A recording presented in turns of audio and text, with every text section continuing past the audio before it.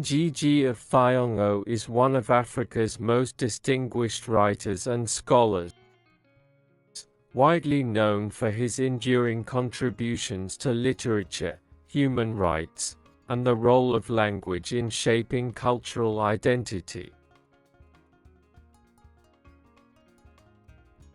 He was born on January 5, 1938, in Kamiritu, near Limuru in central Kenya.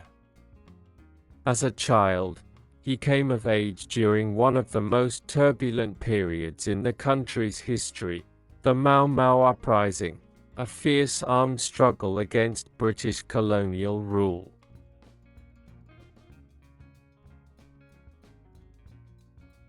What he witnessed during those years left permanent scars on his soul, but also ignited in him a deep desire to fight for Africa's true freedom.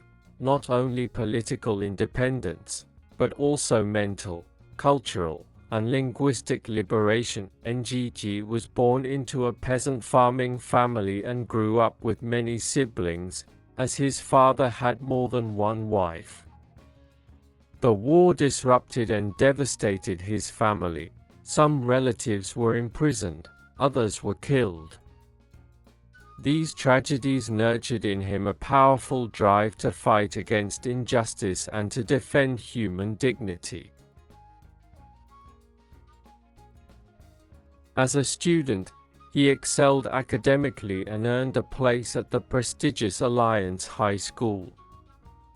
He later joined Makerere University in Uganda, one of the leading intellectual centers in East Africa, where he began writing seriously. He was then awarded a scholarship to continue his studies at the University of Leeds in the United Kingdom.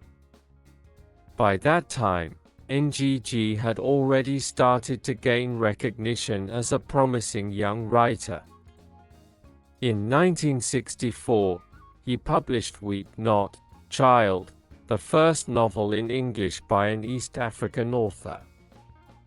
It was followed by The River Between and A Grain of Wheat, both of which explored the consequences of colonialism, cultural disruption, and Kenya's post-independence political turmoil. Although he began his writing career in English, Ngugi eventually underwent a profound transformation in how he viewed language.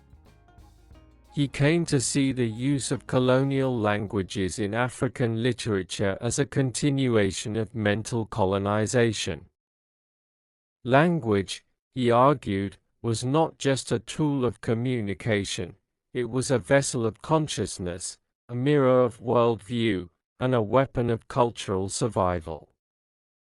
He made a bold decision to abandon English and write exclusively in Gikuyu, his mother tongue, as an act of cultural resistance and affirmation of African selfhood. This decision would have serious consequences. In 1977, Ngugi co-authored a political play titled Ngahekandinda, I Will Marry When I Want, with fellow writer Ngugi Wa Miri. The play, performed in Gikuyu and staged by local peasants and workers, criticized the injustices of post-colonial Kenyan society, corruption, inequality, and authoritarianism. The government responded harshly. Ngugi was arrested and detained for 7 months in Kenya's notorious Kamiti maximum security prison, but even behind bars, he refused to be silenced. Armed with nothing more than a ballpoint pen and scraps of toilet paper, he wrote the novel Devil on the Cross, a biting critique of capitalist exploitation and neocolonial betrayal. His imprisonment made him a symbol of artistic resistance across the continent. Upon his release, the repression did not ease. Under President Daniel Arap Moi's regime, Ngugi faced increasing threats and surveillance. In 1982, while traveling abroad, he was advised not to return home for fear of assassination. He went into exile, first to the United Kingdom, and later to the United States. He would spend decades away from his homeland. Even in exile, Ngugi's voice only grew stronger. He continued to write powerful novels, essays, and plays, including Matigari, a political allegory so provocative that it was banned in Kenya immediately upon its release. His non-fiction works, Moving the Center and Decolonizing the Mind, became manifestos for reclaiming African cultural identity through language. Ngugi argued passionately that African languages must be restored to their rightful place, not only in literature, but in education, governance, and thought. In 2004, after 22 years in exile, Ngugi returned to Kenya with his wife. But the dream of homecoming quickly turned into a nightmare. Shortly after their arrival, they were attacked in their hotel room by armed assailants. Ngugi was beaten, and his wife was sexually assaulted. The trauma forced them to return to the United States, where he continued to teach and write. Despite all the suffering, he never gave up on his mission.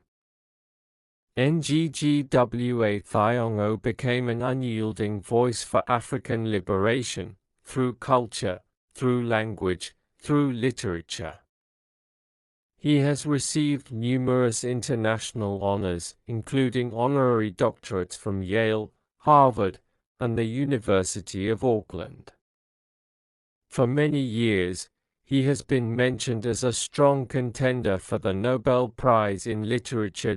In his personal life, Ngugi is a father of several children, including Mukoma Wangigi, who has followed in his father's footsteps as a writer and thinker.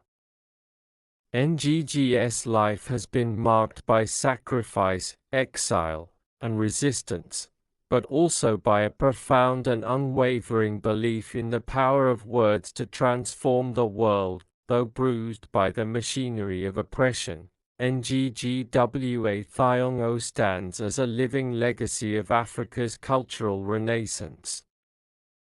His books are read across continents. His ideas continue to challenge and inspire new generations. And his belief remains unshaken: Africa will never be truly free until it reclaims its voice, its memory, and its mother tongues.